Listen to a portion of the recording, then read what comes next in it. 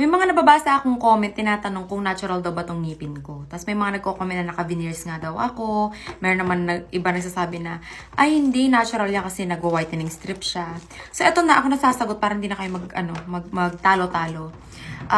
Natural tong ngipin ko.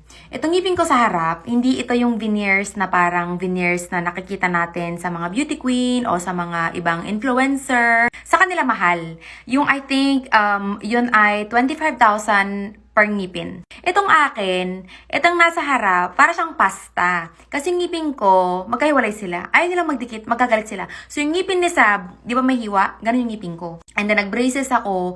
Tapos after a year na nagre-retainer ako, hindi na ako nag-retainer. Tapos, kasi sobrang hindi komportable. Dapat pala, habang buhay yung retainer. Ang sabi sa akin ng dentist ko dati, parang 1 year lang. Wala akong narinig na, ay, habang buhay mo isusuot. Bakit ba ako nag-braces? Diyos ko, ang hirap kumain. Bagong adjust, hindi ka makanguya. Kasi pag umuya ka, parang ang sakit, parang mabubunot, ganun. Pero yun, hindi ko naman dati problema yung ngipin ko. Parang, I was fine. Wala akong nakitang mali sa ngipin ko. Until one day, may nag-comment about sa ngipin ko. Sabi niya, pati mo braces, ang luwang ng ngipin ko.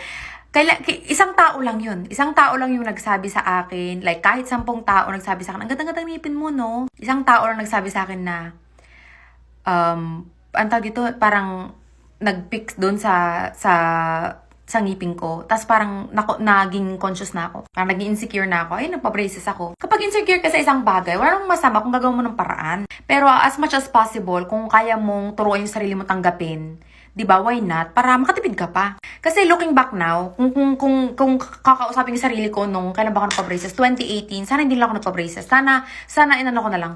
Sana tinanggap ko na lang. Hindi ko alam kung matatanggap ko. Pero anyway, eto na nga, balik na dun sa ngipin. Ang gulo-gulo ng topic ko, no? Pero yun, eto na, composite veneers ako dito sa harap. Nag-whitening strips ako kasi sobrang puti niya dito para mahabol. Ayan. Kasi, itong ngipin ko, nagkakape ako. Kaya pagkatapos ko magkape or mag-green tea, toothbrush ako agad. Ulitin ko ha, recap tayo.